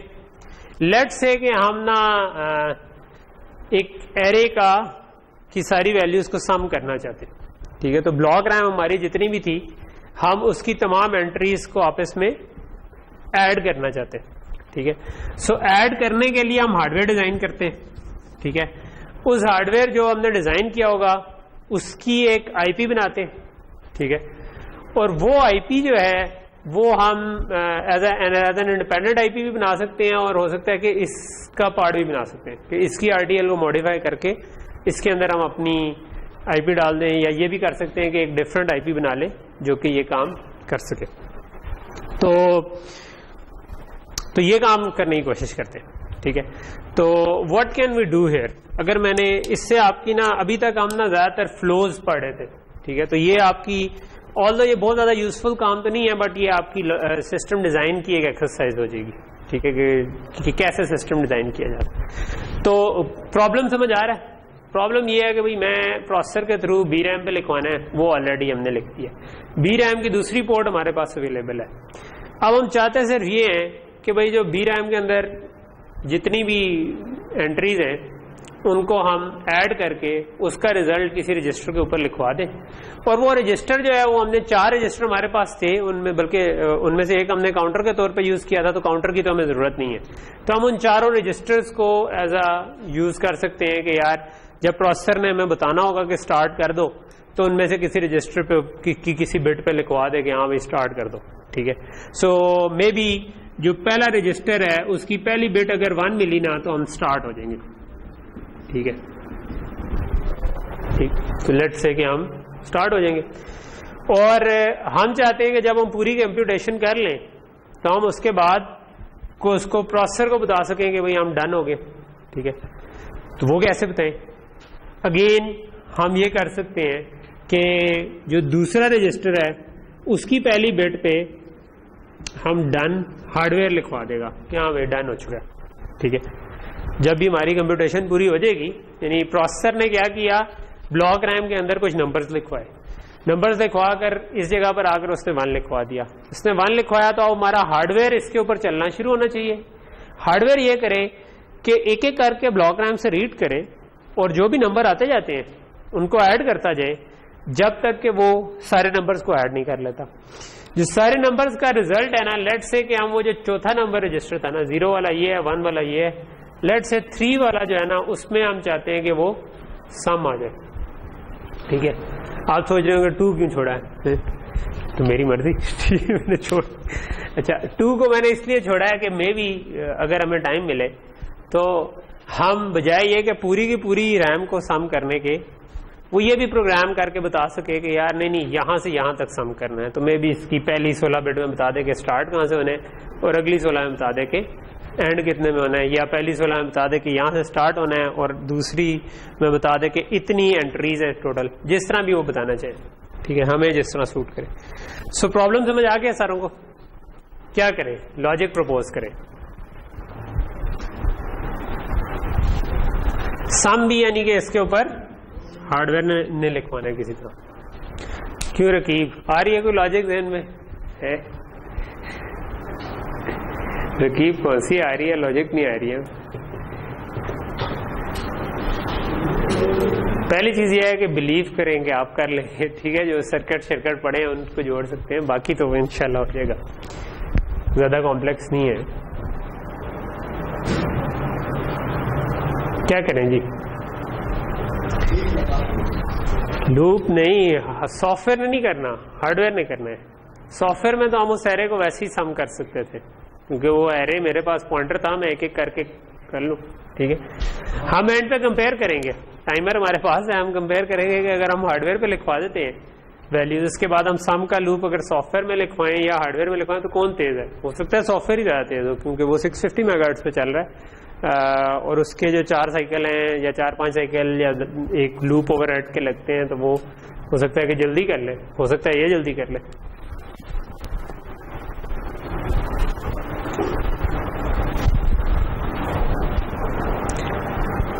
क्यों जी? सबसे पहले हम देख लेते हैं क्या इनपुट्स है। एक हम लेट से एक अपनी आईपी बनाना चाहते हैं जिसको बाहर से आ जाए स्टार्ट, हम उस आउटपुट करें डन, हम आउटपुट करें सम। इसके अलावा हमें ब्लॉक रैम की एक्सेस चाहिए, सो ब्लॉक रैम के लिए मैं कहता हूं कि मुझे क्या क्या चाहिए, मुझे ब्लॉक रैम को मैं एड्रेस दे सकूं और मैंने उस पर लिखवाना नहीं है कभी, मैंने उसको सिर्फ पढ़ना है, ठीक है। तो मुझे डाटा आउट तो उसका नहीं चाहिए, मैं एड्रेस दूंगा वो मुझे डाटा दे देगी, ठीक है। तो मैं उसकी रेड इनेबल को लेट से 0 से टाई कर देता हूँ और तो ये चीज़ चल जाएगी, ठीक है। तो ये वो डब्बा है जो मैं बनाना चाहता हूँ, ठीक है।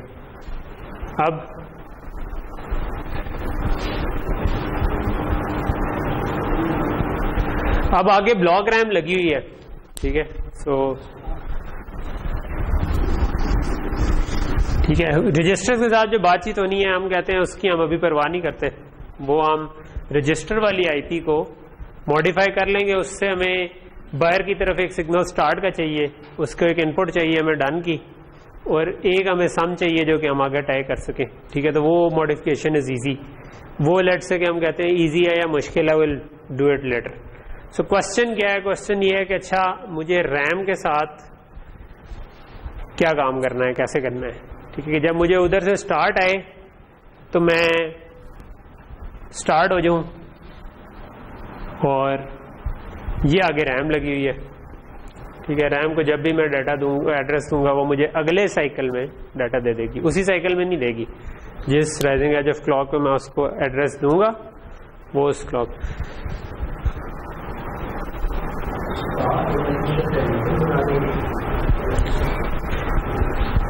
एक तो हम चाहेंगे कि एक एक करके मैं पढ़ता जाऊं, तो इसका क्या मतलब हुआ, रैम से एक एक करके पढ़ना हो तो मुझे क्या करना पड़ेगा,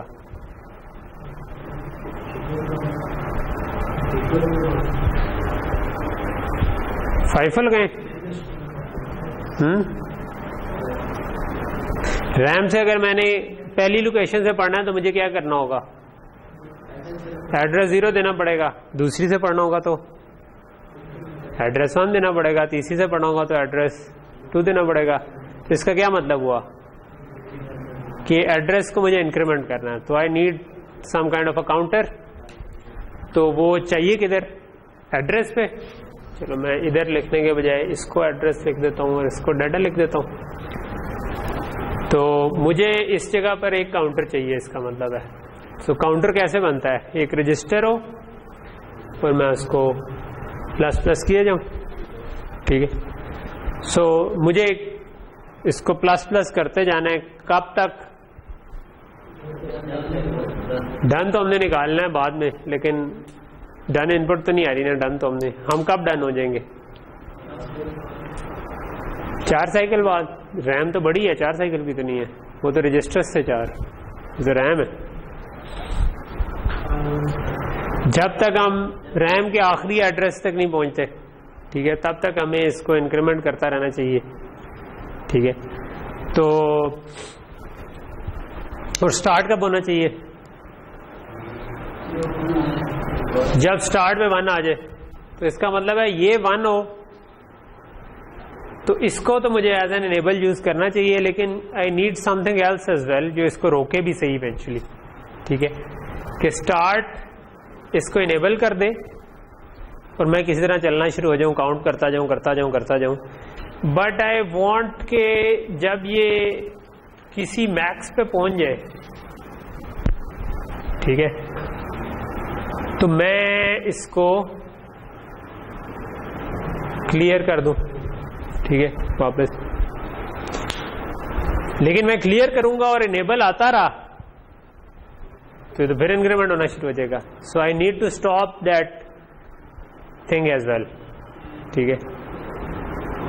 सो ये भी हो सकता है कि मैं इस पे क्लियर करने के बजाय कहूं कि अगर ये इक्वल टू मैक्स या नॉट इक्वल टू मैक्स है तब तक इनेबल रहे, ठीक है। एंड कर दो इनको आपस में, ये मैंने नॉट इक्वल टू लगाया अगर नहीं समझ, कि अगर काउंट 0 से स्टार्ट हुआ और जब वो मैक्स से इक्वल नहीं है तब तक तो वो इनेबल रहे, लेकिन जब मैक्स के इक्वल हो जाए तो वो खुद ही रुक जाए, ठीक है।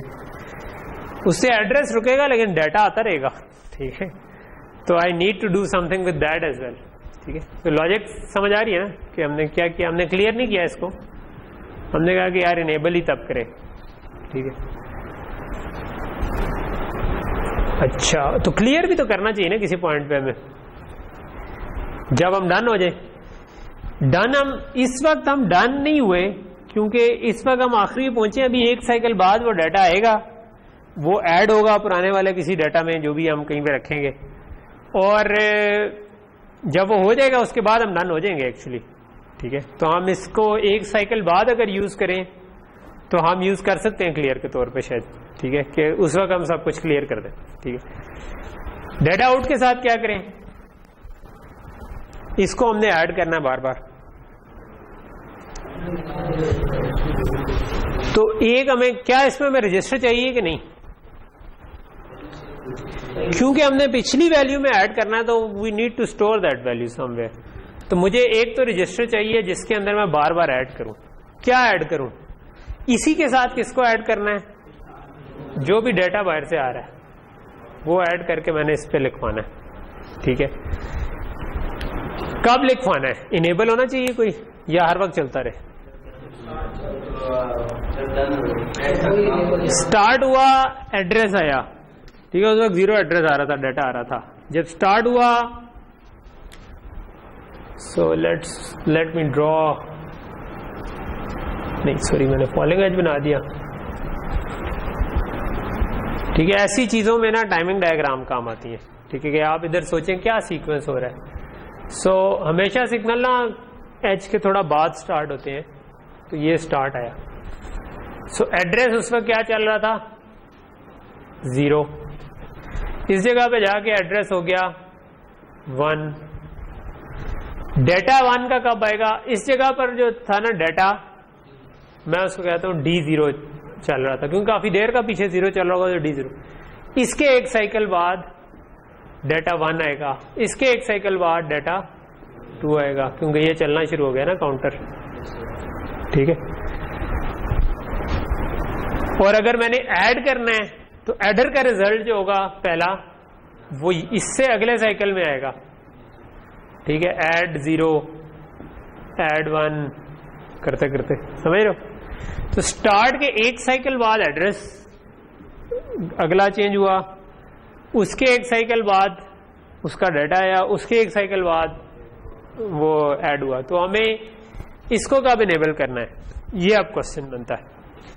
इसको हमने पहली दफा, अगर हमने 0 से स्टार्ट किया हुआ था तो हम इसके साथ इनेबल कर सकते हैं, लेकिन अगर मैं इसके साथ इनेबल कर दूंगा तो लेट से कि रैम जो थी ना उसमें 3 ही वैल्यूज थी।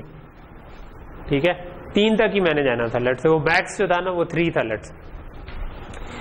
तो 3 के बाद क्या होगा कि ये रुक जाएगा, क्योंकि मैक्स पे पहुंचेगा तो काउंटर रुक जाएगा। इसका डाटा आएगा इस जगह पे। ठीक है, जब इस जगह पे आएगा तो आप चाहेंगे कि इधर एडर का 0 1 2 3 था ना, तो 4 आउट होने थे टोटल। ठीक है, सो यहां पर 0 और 1 ऐड हुए थे। ठीक है, क्योंकि D1 आया था, इधर 1 और 2, उसके जो 0 और 1 का सम था उसमें 2 ऐड हो गया था, सॉरी उसमें 1 ऐड हुआ था, इसमें 2 ऐड हुआ है और इसमें 3 ऐड हुआ है। अच्छा, स्टार्ट आपका इधर डाउन हुआ था, क्योंकि इसके बाद ये 3, स्टार्ट वैसे डाउन हुआ ही नहीं था। ठीक है, स्टार्ट तो सॉफ्टवेयर से लिखवाया था। ठीक है, लेकिन मैक्स की वजह से हम इधर रुके थे। ठीक है, तो हमारे पास इस जगह पे जो सिग्नल आया था ना कि हाँ आप रुक जाओ, ठीक है, वो हमारे पास इस साइकिल में आ गया था। ठीक है, तो हमें इसके बाद एक साइकिल चाहिए कि भाई ये तो अभी इस साइकिल में तो एड्रेस गया है, तो एक साइकिल बाद डाटा आएगा, और एक और साइकिल चाहिए उसको ऐड करने के लिए। तो इसका मतलब है कि मुझे नॉट इक्वल टू मैक्स को 2 दफा रजिस्टर कर लेना चाहिए, तो मैं 2 साइकिल गुजर जाएंगे, ऐसे ही है ना। और इसके 2 साइकिल बाद मैं बेसिकली इसको स्टॉप कर सकता हूं। ठीक है, वो इनेबल है ना, तो मुझे इसका कोई नॉट चाहिए शायद प्रॉब्ली। ठीक है, कि अगर मैंने इनेबल करना है तो मैं इधर इसका नॉट कर दूं कि वो मैक्स के इक्वल नहीं है, नहीं सॉरी इनेबल, वो वैसे ही इनेबल ही चल रहा था। ठीक है, तो वो खुद ही स्टॉप हो जाएगा। जो मैक्स के इक्वल होगा तो नहीं इक्वल 0 हो जाएगा, तो ये खुद ब खुद स्टॉप हो जाएगा। This is your enable signal. कि 2 साइकिल बाद वो हमें इसको रोक देगा। ठीक है, रोक देगा तो इसका मतलब है कि इसके अंदर डाटा जो काउंट आ रहा है वो ठीक है। काउंट जो है वो हम डायरेक्ट आउटपुट पे निकाल सकते हैं। अच्छा,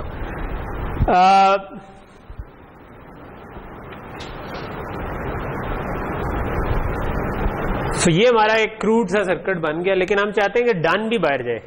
डन कैसे जा सकता है?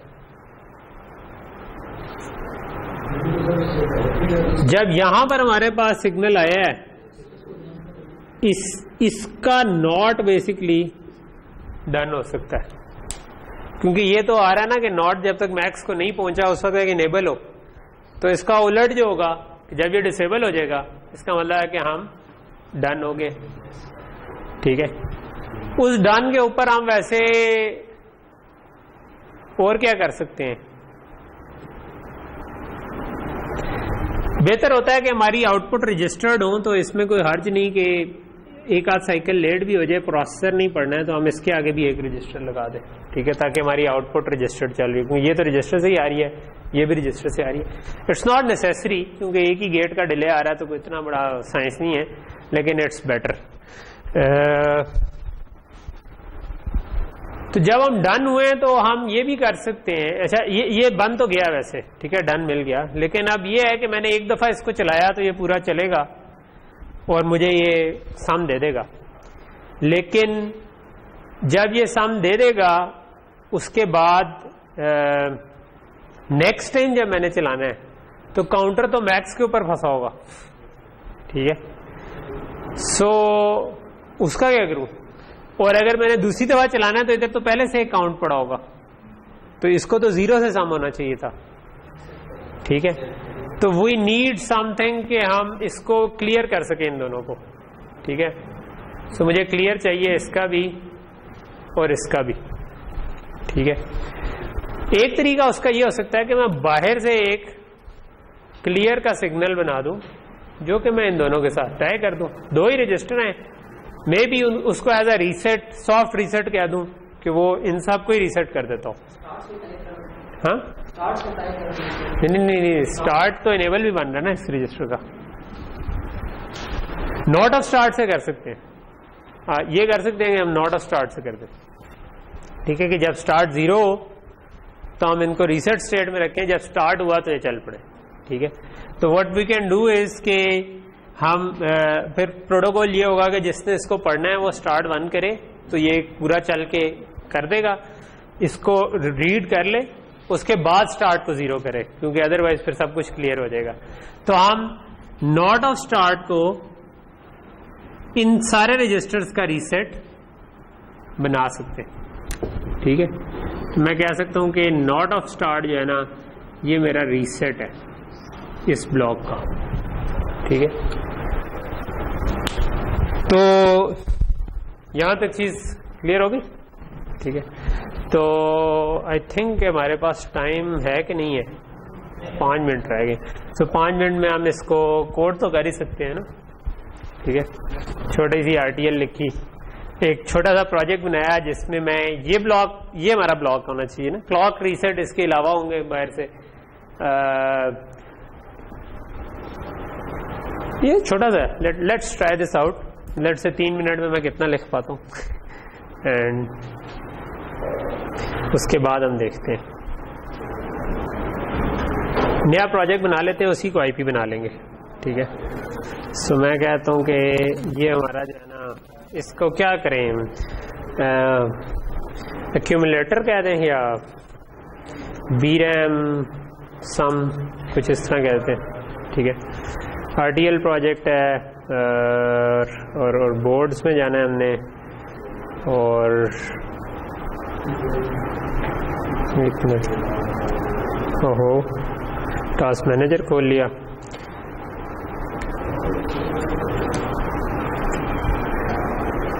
ऑटो हाइट, अगर मैं उसको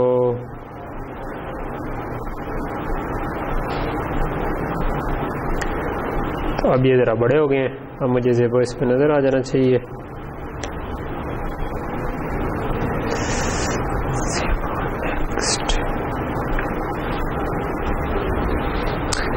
कहता पिछला खुला हुआ, मैं कहता हूँ ठीक है क्लोज कर दो, उसके ब्लॉक डिज़ाइन को ना सेव करो क्योंकि हमने लास्ट जो सेव किया हुआ था वो पूरा सिंथेसाइज हुआ है।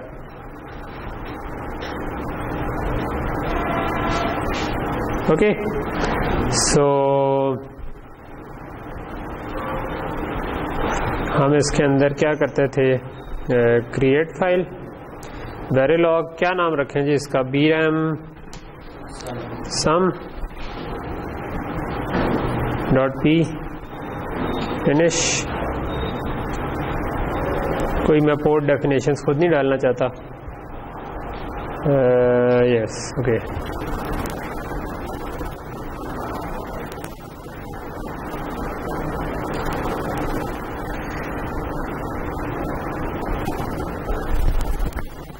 तो हमारे पास क्या था, इनपुट एक क्लॉक होगा, एक इनपुट रीसेट होगा, एक इनपुट स्टार्ट होगी, एक इनपुट क्या होगी, आउटपुट होगी, आउटपुट डन। ठीक है, और क्या होगा जी, अच्छा आउटपुट सम भी होगी, पहले सम कर लेता हूँ। ठीक है, लेकिन ये कितने बिट की है, लेट से 32 बिट का रख लेता हूँ, लेकिन एक्चुअली मुझे इसको ज़्यादा रखना चाहिए, लेकिन क्योंकि हमारा 32, हम ऐसा करेंगे कि हम नंबर्स ऐसे देंगे वो 32 बिट से बड़ा सम ना आए, ओवरफ्लो ना हो। 64 का करूँगा तो मुझे 2 AXI रजिस पे मैप करना पड़ेगा, तो मैं इसलिए ज़रा छोटा सिंपल रख रहा हूँ, लेकिन वैसे 2 पे कर सकते हैं, उसमें कोई हर्ज नहीं है। आप 32 बिट इधर रख दें, 32 बिट इधर रख दें। और क्या है जी, हमारे पास एड्रेस है, सो मैं कहता हूँ आउटपुट एड्रेस कितने बिट का था हमारे, रैम हमने कितनी बनाई थी, 204 डीप थी मेरा ख्याल है। ठीक है, सो एड्रेस और डेटा जो है वो इनपुट होगा, और वो 31 डाउन टू 0 का होगा ना, इतने की बनाई थी हमने। ठीक है, ओके सो आगे तो हमारा काम छोटा सा है, एक काउंटर बनाना है। ऐसे ही है कि रजिस्टर कैसे बनता है, always at passage lock if reset, और हम क्या कह रहे हैं कि अगर नॉट ऑफ स्टार्ट हो तो उसको भी रीसेट कर लें। ठीक है, यही कह रहे थे ना। सो इस पे हम बनाना चाह रहे हैं एड्रेस इज इक्वल टू 0। सो मैं इस एड्रेस के पीछे रेज लिख देता हूँ। ठीक है, और इस सम के पीछे भी रेज लिख देता हूँ क्योंकि ये रेजेस हैं। और वरना क्या करना है हमने, इनेबल क्या है इसका, else if address not equal to max. ठीक है, और लेट्स से कि मैं इधर कह देता हूँ parameter max is equal to, चलो फिलहाल मैं 32 डीप तक का बना देता हूँ, या वैसे क्या 1024 कर दें, 1023 कर देते हैं। ठीक है, 1024 तक जाना था तो 1023 पे हम रुक देंगे। ठीक है, और जब तक एड्रेस मैक्स के इक्वल ना हो, चलो तब तक हम एड्रेस को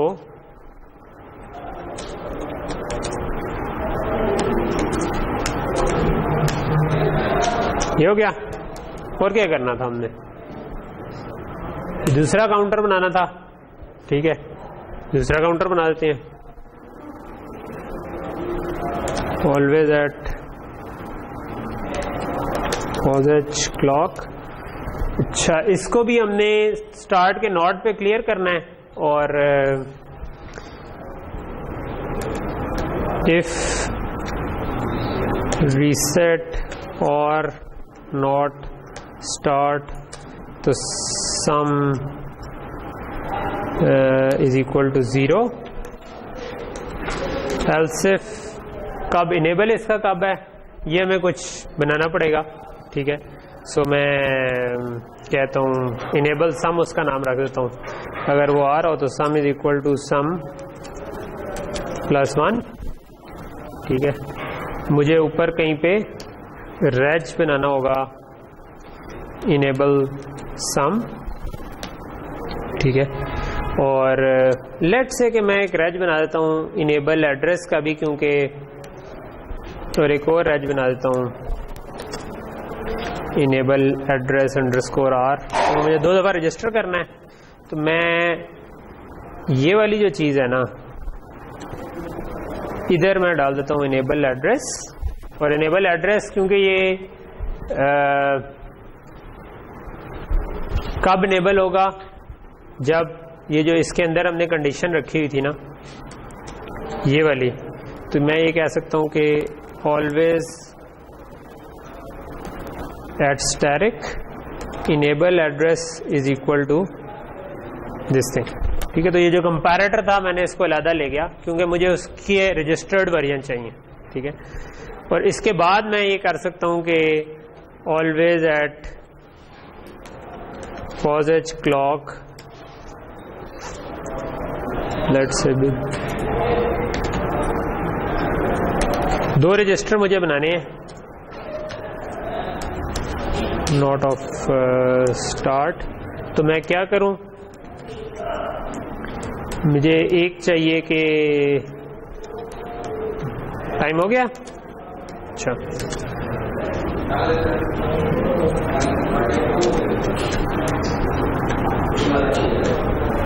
ओके, रीसेट पे 0 करना था। चलो यहां से हम नेक्स्ट क्लास में फिर कंटिन्यू कर लेंगे।